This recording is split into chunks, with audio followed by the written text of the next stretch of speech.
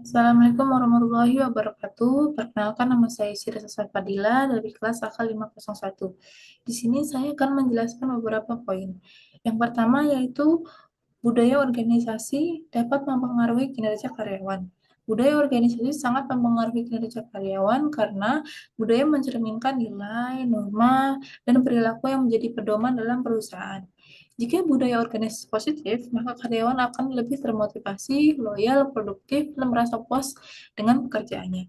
Sebaliknya, jika budaya organisasi negatif, maka dapat menyebabkan tingginya tingkat keluar masuk karyawan, rendahnya keterlibatan dalam pekerjaan, dan munculnya konflik internal. Contoh nyatanya yaitu organisasi di Google, di mana Google dikenal dengan budaya organisasi yang inovatif dan mendukung kreativitas karyawan.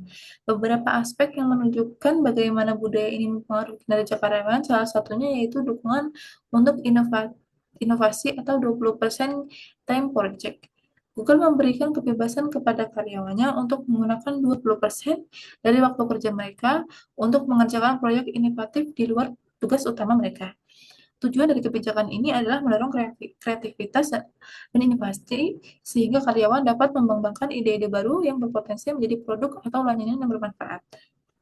Contoh dari kebijakan atau contoh hasil dari kebijakan ini adalah Gmail dan Google Maps, yang awalnya merupakan proyek sampingan karyawan, tetapi kemudian berkembang menjadi produk yang sukses yang digunakan secara luas.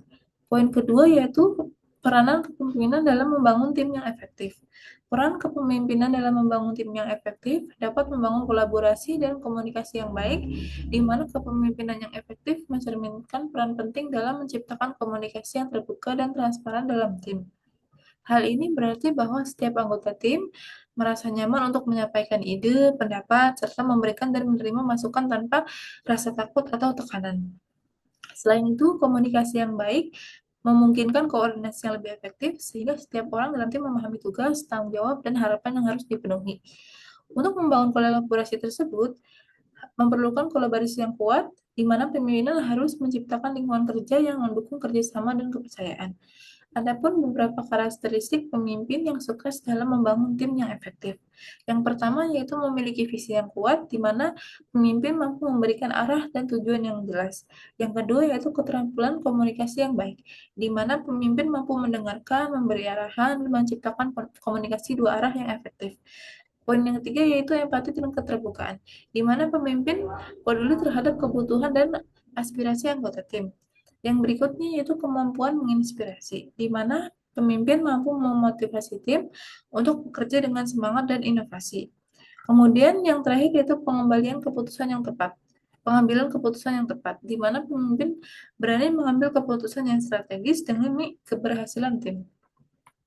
Poin yang ketiga yaitu bagaimana mengelola konflik dalam organisasi secara efektif. Mengelola konflik secara efektif berarti setiap perbedaan pendapat harus ditangani dengan pendekatan yang positif dan membangun, bukan dengan cara yang dapat memperburuk situasi atau menciptakan ketegangan di dalam organisasi. Konflik tidak boleh diselesaikan dengan konfrontasi yang merusak seperti pendapatan yang emosional, tuduhan tanpa dasar, dan pengambilan keputusan yang tidak adil. Sebaliknya, konflik harus menjadi kesempatan untuk menemukan solusi yang lebih baik melalui dialog yang sehat dan profesional. Dengan beberapa pendekatan, maka konflik yang muncul dalam organisasi tidak menjadi penghambat, tetapi justru meningkatkan kolaborasi, inovasi, dan profesionalisme di tempat kerja. Adapun strategi untuk menyelesaikan konflik dalam organisasi yaitu dengan cara mendorong komunikasi yang terbuka. Karena hal ini dapat menjadi langkah penting dalam mencegah dan menyelesaikan konflik secara efektif. Dengan komunikasi yang transparan, setiap pihak dapat mengklarifikasi permasalahan, memahami sudut pandang satu sama lain, serta mencari solusi yang terbaik tanpa adanya asumsi yang keliru.